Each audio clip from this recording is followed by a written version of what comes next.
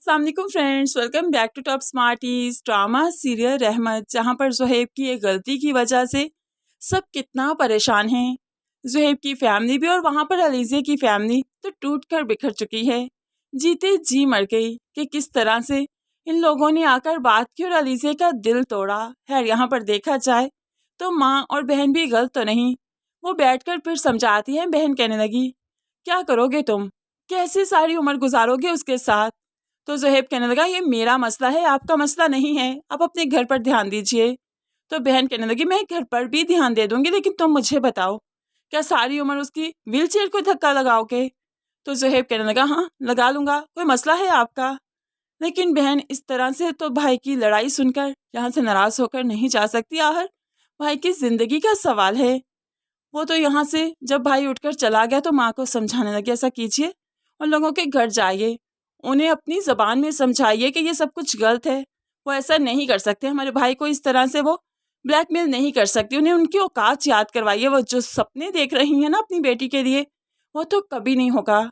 जब आप चीख चीख कर उनके घर में बोलेंगी, मोहल्ले वाले सुनेंगे, तभी उनकी अकल ठिकाने आएगी। अब तो यहाँ पर ज़ुहैब की माँ ने सोच लिया वो क्या करेगी, और वो इसी तरह से ही जाकर तमाशा लगाती है अलीज़े के घर में। आहर समझ क्या रखा है, अपनी दूसरी दो बेटियों का रिश्ता तो नहीं दिया, इसी को मेरे बेटे के पीछे लगा दिया। मेरा बेटा इतना गिरा पड़ा नहीं कि वो आपकी इस लड़की से शादी करेगा। आपने सोचा भी कैसे? वो डॉक्टर वाली का रिश्ता तो नहीं दिया आपने। क्यों, मेरे बेटे में कोई कमी है क्या? वो आप आ ही जाएगा जिसको आप वो रिश्ता नहीं दे सकती थी। आपने सोचा भी कैसे कि आपकी इस लड़की से हम रिश्ता करेंगे? खबरदार, खबरदार, अगर मेरी बेटे से कोई राब्ता करने की कोशिश की, मैं आप लोगों को ऐसा जलील करूंगी, कहीं पर भी मुंह दिखाने के काबिल नहीं रहेंगे। बाकी दो लड़कियों का भी रिश्ता कर नहीं पाएंगे कभी आप। हम यहाँ पर आलिम साहिब भी मौजूद थे, किसी काम के लिए आए थे। वो तो इस औरत की बातें सुनकर हैरान और परेशान रह गए कि हो क्या रहा है। खैर यहाँ से जैसे तैसे वो औरत निकल गई और गुस्से से आलिम साहिब भी घर आ गए। आकर रुमैसा को सब बताया तो रुमैसा तो और भी शॉक्ड हो गई। क्या मतलब, घर में बैठी हुई अलीज़े का रिश्ता आ गया। आजकल लोग रिश्तों के लिए इतना परेशान हैं, लेकिन यहाँ पर जुबैदा की बेटी तो देखिए घर में बैठी और इस हाल में बैठी है कि जहाँ पर रिश्ते नहीं होते। जुबैदा की उस लड़की के लिए भी रिश्ता आ गया। आलिम साहिब आप सोचिए तो सही, आपकी बेटियां क्या कर रही हैं। कल को ऐसा ना हो कहीं मुंह दिखाने के काबिल ना छोड़ें। खैर मुंह दिखाने के काबिल तो आज भी नहीं छोड़ा।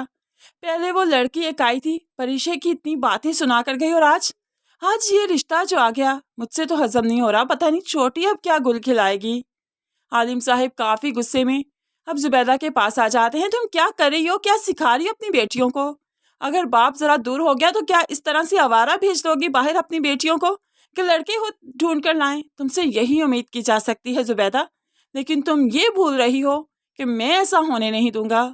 ये सब कुछ बातें सुनाई और आलिम साहिब गुस्से से यहाँ से चले गए। माँ समझाने की कोशिश करती रही, लेकिन बेटे ने माँ की भी नहीं सुनी। दूसरी तरफ ज़ुहैब अपनी माँ और बहन को समझाते समझाते थक चुका है, जो मान नहीं रही। तो ऐसे में वो परिशे को कॉल करता है। मेरी माँ और बहन ने जो किया, मैं बहुत ज़्यादा शर्मिंदा हूँ, प्लीज़ मुझे मौका दीजिए। मैं अलीज़े से ही शादी करूँगा, मेरी मोहब्बत सच्ची है, एक दिन आपको साबित करूँगा।